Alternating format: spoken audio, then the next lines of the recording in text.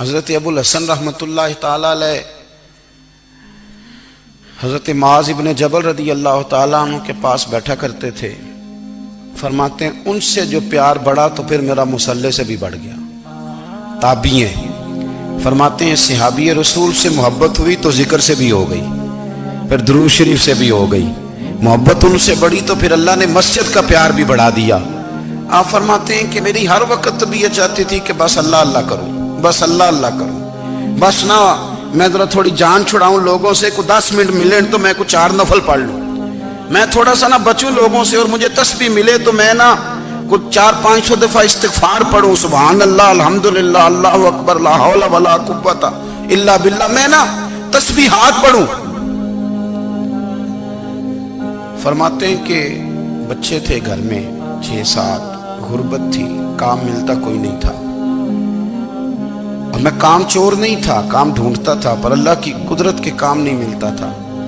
فرماتے ہیں کہ میں نے ایک دن اپنی اہلیہ سے کہا کہ آج میں پھر جاتا ہوں کام ڈھونڈنے، تو میری بیوی بڑی فرما بردار تھی، پر اس دن نہ غربت کے ہاتھوں تنگ آ کے کہنے لگی آج نانا کوئی تو چیز لے کے آیا، تو مجھ سے بچوں کی بھوک نہیں دیکھی جاتی، یہ سب روگاں دا روگ محمد جس دا نام غریبی، کنڈ بلا کے لنگ جاندے نہیں دوست یار قریبی، آج نہ کچھ لے کے آیا تو میں بچے لے کے میکے چلی جاؤں گی۔ شیخ فرماتے ہیں کہ میں بڑا پریشان گھر سے نکلا، پر میں نے صبح سے لے کے زور تک کام ڈھونڈا، کام ملا کوئی نہیں، تو میرے دل میں خیال آیا چلو کام نہیں ملتا تو اللہ اللہ تو کرے نا، چلو بندوں کی مزدوری نہیں ملتی تو رب کریم کی عبادت ہی کرتے ہیں۔ فرماتے ہیں کہ میں نے نا فرات کے پانی سے وضو کیا، نہر کے، شدید دھوپ تھی، ساتھ ریت تھی اور ریت تپ رہی تھی، میں نے اپنا رومال وہیں مصلی کے طور پر بچھا لیا، اور فرماتے ہیں کہ زور سے لے کر عصر تک نماز پڑھی، دھوپ بھی پورے زور پہ، پر میرے سجدے کا ذوق بھی پورے زور پہ۔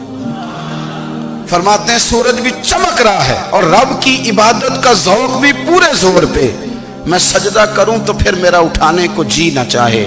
میرے استاد لکھا کرتے تھے، یہ ان کا شعر ہے، وہ کہا کرتے تھے مجھے سوز دے، مجھے ساز دے، اور مجھے نیم شب کا نیاز دے، دم سجدہ خود کو میں توڑ دوں، مجھے ایسا ذوق نماز دے، اور میں تیری بہار کا پھول ہوں، میں کھلا بھی ہوں تو تیرے لیے، مجھے میری شاخ سے توڑ لے، مجھے اپنی زلف کا ناز دے۔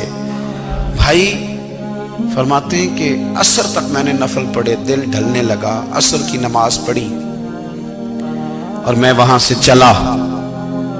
اب میں جب نکلنے لگا تو دل میں خیال آیا کہ چھوٹی چھوٹی دیواریں ہیں گھر کی، بغیر کچھ لیے جاؤں گا تو بیوی دور سے دیکھے گی تو شور کرے گی کہ پھر خالی ہاتھ آ گیا ہے۔ کہتے میں نے اپنے اسی رومال میں جس میں میں نے نماز پڑھی تھی نا، رومال میں کی آخی دے پنجابی جسافہ کہتے ہیں، اسی میں نا میں نے کچھ ریت بھر لی کہ وہ دور سے دیکھے گی تو سمجھے گی کچھ لے کے آیا ہے، چلو جا کے اسے بتا دوں گا کہ آج پھر مزدوری نہیں ملی۔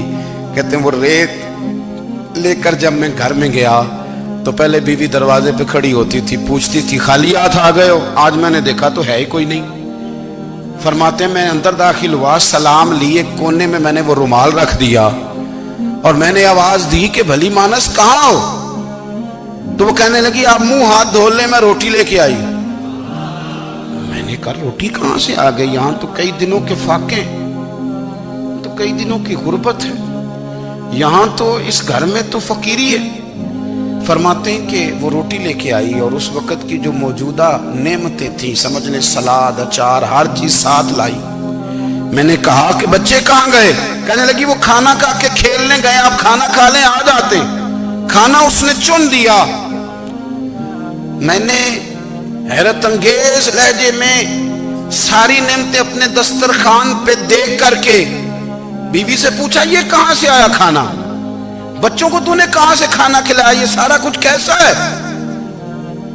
کہنے لگی پتہ نہیں آج آپ کس کریم کی مزدوری کرنے چلے گئے تھے، پتہ نہیں کس کریم کی، میرے گھر میں تو اتنی نعمتیں آئی ہیں کہ مجھ سے سنبھالی نہیں جا رہی، اتنا اناج ہے، اتنا گندم ہے، کس کریم کے دروازے آج چلے گئے تھے؟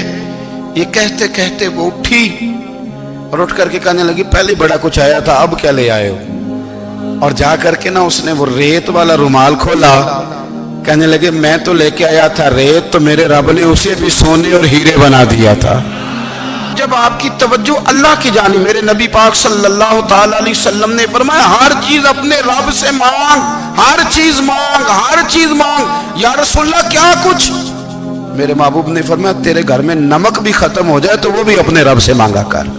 تو مانگنا وہ تجھے دے گا, تو اس کی بارگاہ میں کشکول طلب دراز تو کرنا.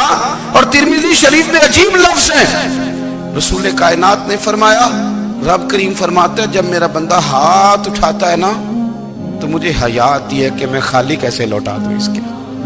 اتنے بڑے بادشاہ کی بارگاہ میں, او بھائی لوگوں سے عزتیں تلاش کرتے ہو تو وہ کیا تمہیں عزت دیں گے؟ وہ تو کل اچھا کہتے ہیں پرسوں برا کہنے لگ جاتے ہیں. لوگوں کے سامنے گڈ بک میں آنا چاہو گے تو وہ تو سویرے تمہارے بارے میں کچھ کہیں گے, شام کچھ اور کہیں گے. اپنی روحانی زندگی آباد کریں, اپنے مسلح کو وقت دیں, اور دنیا سے چھپ کر اس موبائل کو بند کر کے اور اپنے آپ سے بھی چھپ کے اور تنہا ہو کے چھپا کے سارا کچھ اپنے آنسو اپنے رب کی بارگاہ میں پیش کریں, اس کے حضور حاضری دیں. سنو نا ترمذی کی حدیث, اور اسے یاد رکھنا, نبی پاک علیہ السلام نے فرمایا اپنے دکھ لوگوں کے سامنے نہ بیان کرنا, سیٹھوں نوابوں کو نہ بتاتے پھرنا, دنیا داروں کے سامنے جا کے نہ رونا کہ میں تکلیف میں ہوں. فرمایا اگر دنیا داروں کو دکھ بتاؤ گے رب تمہیں کبھی غنی نہیں کرے گا. اور لوگ ہیں کہ الٹا مذاق اڑائیں گے. آپ کی جس سے بڑی پکی یاری ہے نا, پکی, وہ تب تک پکی ہے جب تک آپ نے 50,000 مانگا نہیں. اور جس وقت آپ نے کہہ دیا کہ میں مجبور ہوں میری مدد کر, تو پھر ختم ہو گئی دوستی. لوگوں کی تعلقات آپ کے ساتھ تب تک ہیں جب تک آپ ان سے کوئی ضرورت وابستہ نہیں کرتے. کریم محبوب فرمانے لگے بندوں کے سامنے دکھ نہ بیان کرنا, اللہ تجھے کبھی غنی نہیں کرے گا. تو اپنے دکھ اپنے رب کو بتا, تو دعائیں مانگ, تو اس کی بارگاہ میں حاضر ہو, تو اس کے حضور عرض کر. فرمایا اپنے دکھ اپنے رب کو بتا, وہ جلدی کرے یا دیر سے کرے تجھے ساری دنیا سے بے نیاز کر دے گا, تجھے کسی کا محتاج نہیں رہنے دے گا.